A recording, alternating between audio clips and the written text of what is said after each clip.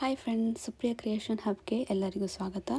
So ಇವತ್ತಿನ ವಿಡಿಯೋದಲ್ಲಿ ನಾನೊಂದು ಸುಂದರವಾದಂತಹ ಜುಮ್ಕಾ ಇಯರಿಂಗನ್ನು ಹೇಗೆ ಮಾಡೋದು ಅಂತ ಹೇಳ್ಕೊಡ್ತಾ ಇದ್ದೀನಿ. ಅದಕ್ಕೂ ಮೊದಲು ನೀವು ನಮ್ಮ ಯೂಟ್ಯೂಬ್ ಚಾನಲ್ಗೆ ಹೊಸೊಬ್ಬರಾಗಿದ್ದರೆ ದಯವಿಟ್ಟು ನನ್ನ ಯೂಟ್ಯೂಬ್ ಚಾನಲನ್ನು ಸಬ್ಸ್ಕ್ರೈಬ್ ಮಾಡಿ, ಲೈಕ್ ಮಾಡಿ, ಶೇರ್ ಮಾಡಿ, ಹಾಗೆ ಪಕ್ಕದಲ್ಲಿರುವಂತಹ ಬೆಲ್ ಐಕನನ್ನು ಕೂಡ ಕ್ಲಿಕ್ ಮಾಡಿ. ಸೊ ಆವಾಗ ನನ್ನ ಹೊಸ ವಿಡಿಯೋಸ್ ಅಪ್ಲೋಡ್ ಆಗುವಾಗ ನಿಮಗೆ ನೋಟಿಫಿಕೇಷನ್ ಬರುತ್ತೆ. So please subscribe my channel. So ಇದಕ್ಕೆ ಬೇಕಾಗಿರುವಂತಹ ಮೆಟೀರಿಯಲ್ಸ್ ಸ್ಟೋನ್ ಚೈನ್, ಬೇಸ್ ಮತ್ತು ಕುಂದನ್ಸ್. ಸೊ ನಾನು ಇಲ್ಲಿ ಪಿಂಕ್ ಕಲರ್ ಕುಂದನನ್ನು ತಗೊಂಡಿದ್ದೀನಿ.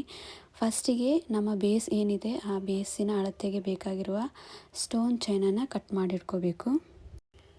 ಸೊ ನೀವಿಲ್ಲಿ ನೋಡ್ಬೋದು, ನಾನು ಗ್ಲೂ ಹಾಕಿ ಸ್ಟೋನ್ ಚೈನನ್ನು ನೀಟಾಗಿ ಸ್ಟಿಕ್ ಆಗೋ ಥರ ಕೈಯಲ್ಲೇ ಸೆಟಲ್ ಮಾಡ್ಕೊಳ್ತಾ ಇದ್ದೀನಿ.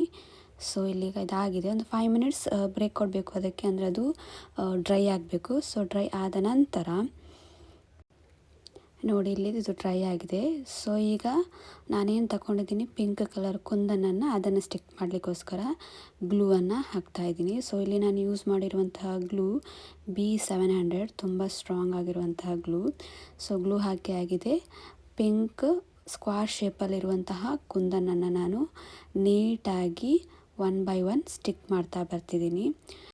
ಸೊ ನಾನಿಲ್ಲಿ ಗ್ಲೂ ಪೆನ್ನ ಸಹಾಯದಿಂದ ಕುಂದನನ್ನು ತೆಗೆದು ಬೇಸಿನ ಮೇಲೆ ನೀಟಾಗಿ ಇಟ್ಟಿದ್ದೀನಿ. ಸೊ ನೋಡಿ, ಇವಾಗ ರೆಡಿಯಾಗಿದೆ. ಕುಂದನ್ಗಳನ್ನೆಲ್ಲ ಪ್ರಾಪರಾಗಿ ಸ್ಟಿಕ್ ಮಾಡಿ ಆಗಿದೆ.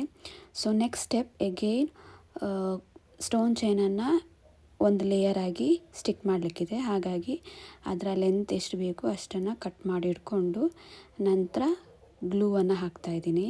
ಇಲ್ಲದಿದ್ದರೆ ಗ್ಲೂ ಹಾಕಿ ನಂತರ ಸ್ಟೋನ್ ಚೈನನ್ನು ಕಟ್ ಮಾಡಲಿಕ್ಕೆ ಸ್ವಲ್ಪ ಕಷ್ಟ ಆಗುತ್ತೆ. ಅಷ್ಟರಲ್ಲಿ ಗ್ಲೂ ಕೂಡ ಒಣಗ್ಬೋದು. ಆದ್ದರಿಂದ ಮೊದಲೇ ಕಟ್ ಮಾಡಿ ಇಟ್ಕೋಬೇಕು. ಸೊ ಗ್ಲೂವನ್ನೆಲ್ಲ ಪ್ರಾಪರ್ ಹಾಕಿ ಆದ ನಂತರ ಸ್ಟೋನ್ ಚೈನನ್ನು ನೀಟಾಗಿ ಏನು ಕುಂದನನ್ನು ಜಾಯಿನ್ ಮಾಡಿರ್ತೀವಿ ಅದ್ರ ಮೇಲ್ಗಡೆ ನೀಟಾಗಿ ಸ್ಟಿಕ್ ಮಾಡಬೇಕು. ಸೊ ನಾವು ಪ್ರತಿಯೊಂದನ್ನು ಸ್ಟಿಕ್ ಮಾಡಿದ ನಂತರ ಒಂದು 5 ಮಿನಿಟ್ಸ್ ಡ್ರೈ ಆಗಲಿಕ್ಕೆ ಟೈಮನ್ನು ಕೊಡಬೇಕು.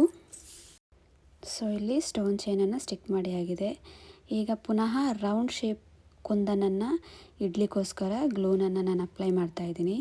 ಸೊ ಗ್ಲೂ ಅಪ್ಲೈ ಮಾಡಿ ಆಯಿತು. ಸೊ ರೌಂಡ್ ಕಲರಲ್ಲಿರುವಂತಹ ಪಿಂಕ್ ಕಲರ್ ಕುಂದನನ್ನು ನಾನು ನೀಟಾಗಿ ಸ್ಟಿಕ್ ಮಾಡ್ತಾಯಿದ್ದೀನಿ. ಸೊ ಅದು ಕಾಂಬಿನೇಷನ್ ಎಷ್ಟು ಚೆನ್ನಾಗಿದೆ ಅಲ್ವಾ, pink with golden stone chain ಜೊತೆಗೆ. ಸೊ ತುಂಬ ನೀಟಾಗಿ ಕಾಣುತ್ತೆ. ಸೊ ನಮ್ಮ ಡ್ರೆಸ್ಸಿನ ಕಲರ್ ಯಾವುದಿರುತ್ತೆ ಆ ಕಲರಿಗೆ ಮ್ಯಾಚ್ ಆಗುವ ಹಾಗೆ ನಾವು ಕಲರನ್ನು ಪ್ರಿಫರ್ ಮಾಡ್ಬೋದು. ಅಥವಾ ನಿಮಗೆ ಯಾವ ಕಲರ್ ಇಷ್ಟ ಆಗುತ್ತೆ ಆ ಕಲರ್ನಲ್ಲಿರುವಂತಹ ಕುಂದನ್ಗಳನ್ನು ಕೂಡ ಬಳಸ್ಕೊಂಡು ನೀವು ಇದೇ ರೀತಿ ಜುಮ್ಕಾ ಬೇಸ್ಗಳನ್ನು ನೀವು ರೆಡಿ ಮಾಡ್ಬೋದು. ಸೊ ಇಲ್ಲಿ ಕುಂದನನ್ನು ಸ್ಟಿಕ್ ಮಾಡಿ ಆಗಿದೆ. ನೋಡಿ ಎಷ್ಟು ಬ್ಯೂಟಿಫುಲ್ ಆಗಿ ಕಾಣ್ತಾ ಇದೆ. ಪ್ರಾಪರಾಗಿ ಸ್ಟಿಕ್ ಕೂಡ ಆಗಿದೆ.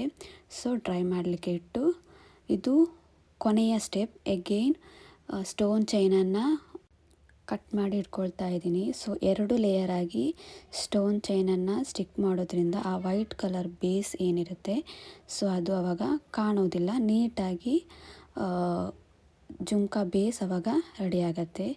ಸೊ ಗ್ಲೂ ಹಾಕಿ ಆಗಿದೆ. ಸ್ಟೋನ್ ಚೈನನ್ನು ಸ್ಟಿಕ್ ಮಾಡ್ತಾ ಇದ್ದೀನಿ. 2 ಲೇಯರಲ್ಲಿ ಸ್ಟಿಕ್ ಮಾಡಬೇಕು.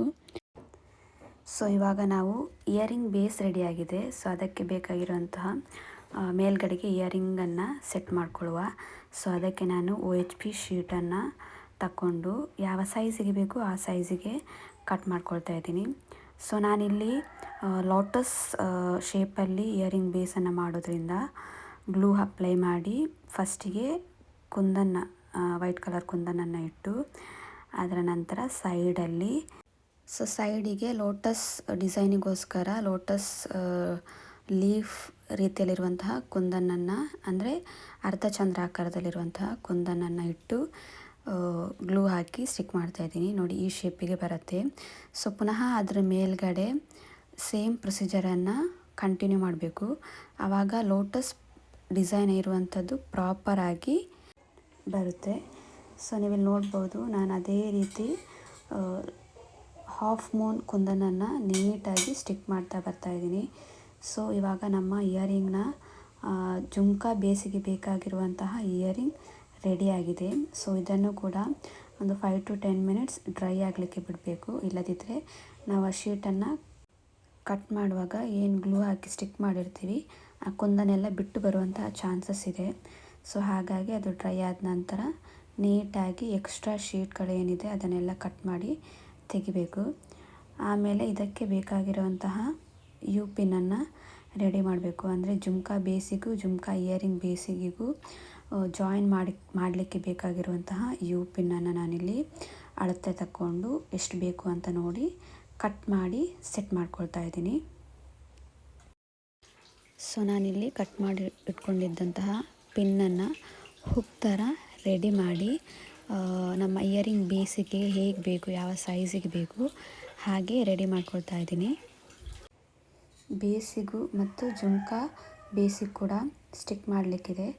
ಸೊ ಹಾಗಾಗಿ ಜುಮ್ಕೆಗೂ ಕೂಡ ಹಾಕಿ ನಾನು ಹುಕ್ಕನ್ನು ಪ್ರಿಪೇರ್ ಮಾಡ್ತಾ ಇದ್ದೀನಿ. ಸೊ ಅದಾದ ನಂತರ ಜುಮ್ಕಾ ಬೇಸ್ ಏನಿದೆ ಅದಕ್ಕೆ ಗ್ಲೂ ಹಾಕಿ ಈ ರೆಡಿ ಮಾಡಿಟ್ಟಿರುವಂತಹ ಐ ಪಿನ್ನನ್ನು ಸ್ಟಿಕ್ ಮಾಡಿ ಒಂದು 10 ಮಿನಿಟ್ಸ್ ಬಿಡಬೇಕು ಡ್ರೈ ಆಗಲಿಕ್ಕೆ. ಸೊ ಎರಡೂ ಕೂಡ ಡ್ರೈ ಆದ ನಂತರ ಜುಮ್ಕಾ ಬೇಸ್ ಮತ್ತು ಇಯರಿಂಗ್ ಬೇಸನ್ನು ಜಾಯಿನ್ ಮಾಡಬೇಕು. ಸೊ ಎರಡನ್ನು ಜಾಯಿನ್ ಮಾಡಿದಾಗ ನಮ್ಮ ಜುಮ್ಕಾ ಇಯರಿಂಗ್ ರೆಡಿ ಆಗುತ್ತೆ. ಸೊ ನೀವಿಲ್ಲಿ ನೋಡ್ಬೋದು ಇಯರಿಂಗ್ ಬೇಸಿಗೆ ನಾನು ಗ್ಲೂ ಹಾಕಿ ಹುಕ್ಕನ್ನು ಸ್ಟಿಕ್ ಮಾಡಿದ್ದೀನಿ.